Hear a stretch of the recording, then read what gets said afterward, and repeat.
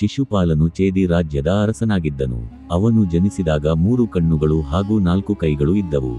ಭವಿಷ್ಯವಾಣಿಯಂತೆ ಅವನನ್ನು ಶ್ರೀಕೃಷ್ಣನೇ ಸಂಹರಿಸುತ್ತಾನೆ ಎಂದು ತಿಳಿದು ಶಿಶುಪಾಲನ ತಾಯಿಯಾದ ಕೃಷ್ಣನ ಮಾವಿಯವರು ಕೃಷ್ಣನಿಗೆ ಪ್ರಾರ್ಥಿಸಿದರು. ಕೃಷ್ಣನು ಅವಳಿಗೆ ಶರಣಾಗಿ ಶಿಶುಪಾಲನು 100 ಅಪಮಾನಗಳನ್ನು ಮಾಡಿದರೂ ಕ್ಷಮಿಸುವೆನು ಎಂದು ವಾಗ್ದಾನ ಮಾಡಿದನು. ಕಾಲಕ್ರಮದಲ್ಲಿ ಶಿಶುಪಾಲನು ಅಹಂಕಾರಿಯಿಂದ ಕೂಡಿದವನಾದನು ಮತ್ತು ಶ್ರೀಕೃಷ್ಣನನ್ನು ದ್ವೇಷಿಸುತ್ತಾ ಬಂದನು. ಅವನ ಅಸಹ್ಯತೆಯ ಗರಿಷ್ಠ ಹಂತ ತಲುಪಿದಾಗ ಕೃಷ್ಣನು ರುಕ್ಮಿಣಿಯನ್ನು ಅಪಹರಿಸಿದಾಗ ಆಗಿತು. ಆದರೂ ಕೃಷ್ಣನು ಅವನ ಅವಮಾನಗಳನ್ನು ತಾಳುತ್ತಿದ್ದನು. ಯುಧಿಷ್ಠಿರನು ರಾಜಸೂಯ ಯಾಗವನ್ನು ಮಾಡುತ್ತಿರುವಾಗ ಕೃಷ್ಣನನ್ನು ಗೌರವಾನ್ವಿತ ಅತಿಥಿಯಾಗಿ ಆರಿಸಿದರು. ಇದು ಶಿಶುಪಾಲನಿಗೆ ಅಸಹನೀಯವಾಗಿತು. ಅವನು ಕೃಷ್ಣನನ್ನು ಮತ್ತು ಪಾಂಡವರು ಅವಮಾನಿಸುತ್ತಾ ನಿರಂತರವಾಗಿ ಗಾಳಿ ಹಾರಿಸುತ್ತಾ ಹೋದನು. ಕೃಷ್ಣನು ಶಾಂತವಾಗಿ ಅವನ 100 ಅಪಮಾನಗಳನ್ನು ಎಣಿಸಿದನು.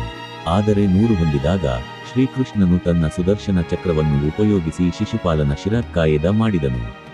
ಆತನ ಆತ್ಮ ಕೃಷ್ಣನಲ್ಲಿ ಲೀನವಾಯಿತು. ಇದರಿಂದ ಮುಕ್ತಿ, ಮೋಕ್ಷ ದೊರಕಿತು. ಈ ಕಥೆಯು ಅಹಂಕಾರ, ವಿಧಿ ಮತ್ತು ಕೃಷ್ಣನ ಶಾಂತಿಯ ಗಂಭೀರತೆಯ ಪಾಠವನ್ನು ಕಲಿಸುತ್ತದೆ. ಅಪರಾಧಿ ಸಹ ದೇವರ ಅನುಗ್ರಹದಿಂದ ಮುಕ್ತಿಯನ್ನು ಪಡೆಯಬಹುದು ಎಂಬುದಕ್ಕೆ ಶಿಶುಪಾಲನ ಜೀವನವೇ ಸಾಕ್ಷಿಯಾಗಿದೆ.